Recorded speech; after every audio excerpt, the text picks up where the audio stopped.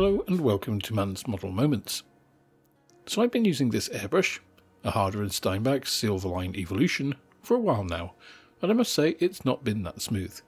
Frequent clogs and maintenance, poor control and other issues have made this a very disappointing purchase.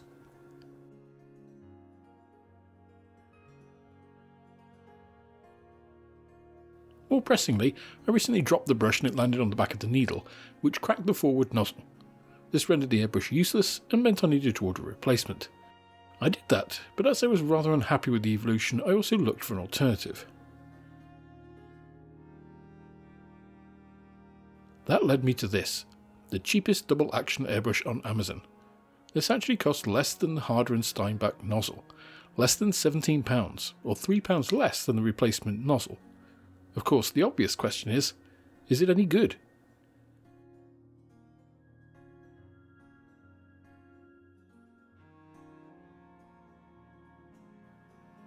Now on first glance at the packaging, it looks pretty good and doesn't look particularly cheap.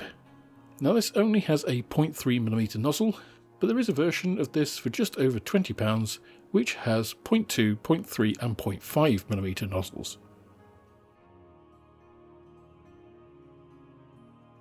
Opening up the outer sleeve, we've got a semi-rigid polypropylene case with the brush in a foam cutout, and again the impression here isn't of garbage. The action of the brush feels fine, the cup has a removable cover, and there is a spare hose attachment, though I'll be replacing these with a quick change connector in any case. Removing the rear of the brush gives normal access to the needle that you'd expect,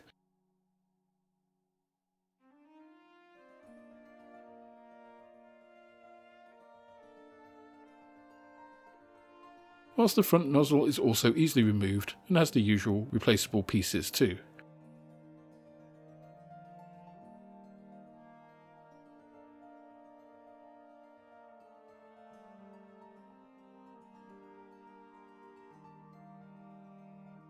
Under the foam cover we get the very simple instruction and parts breakdown sheet for future reference if we ever need it. I've seen better, but I've also seen much worse, and again the impression here is of a decent item.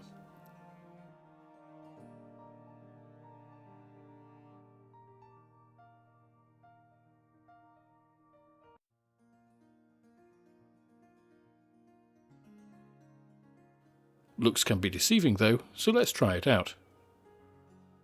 Here I'm just spraying Hataka Hobby's interior green on the inside of this Airfix Bolt and Pull Defiant. I chose the Hataka paint rather than something like Tamiya as I wanted something a bit more challenging to spray. As we all know, Tamiya sprays really easily.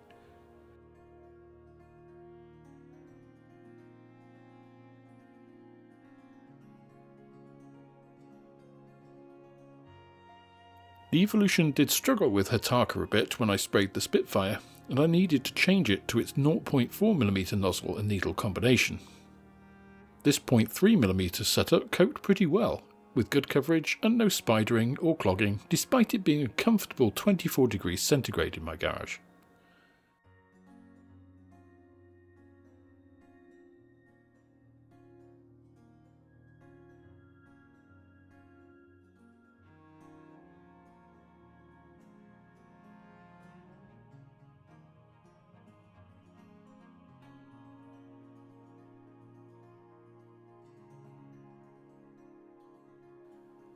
After that, I decided to try a few spots and changing the flow and width of spraying just on the inside of the box top, which it handled without issues.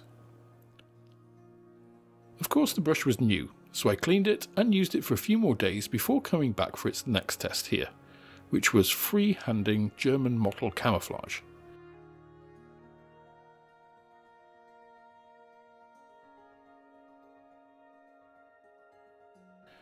I'm using AK Interactive's 3rd generation paints, thinned with Ultimate Modelling Products airbrush thinner here, and this was remarkably easy.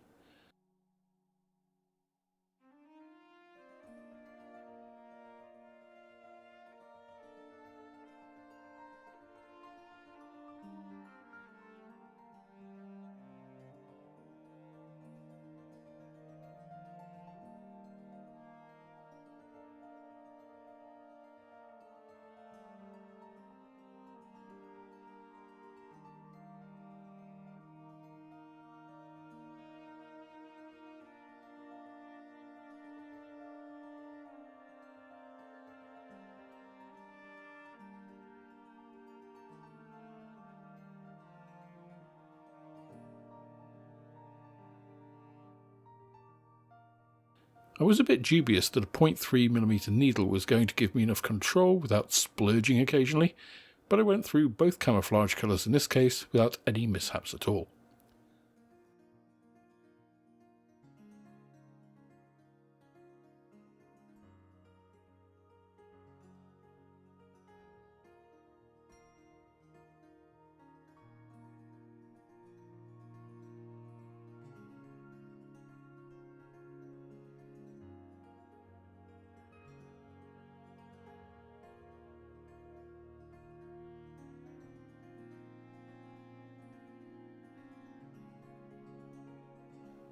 So what's the conclusion here? Is this cheap airbrush any good?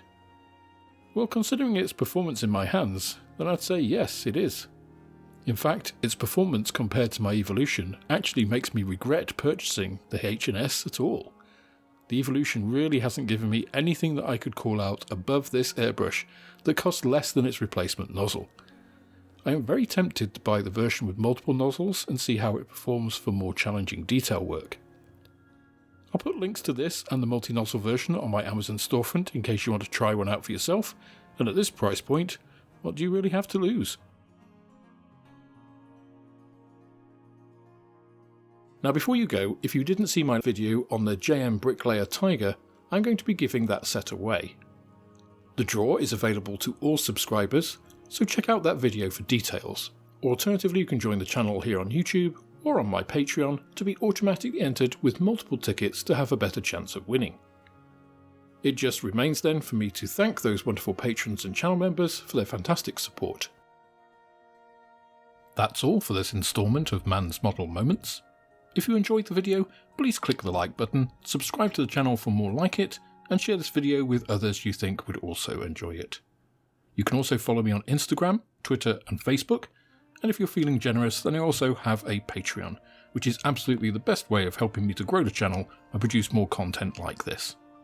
With that, I hope you have plenty of modelling moments of your own, and I look forward to welcoming you on the next video.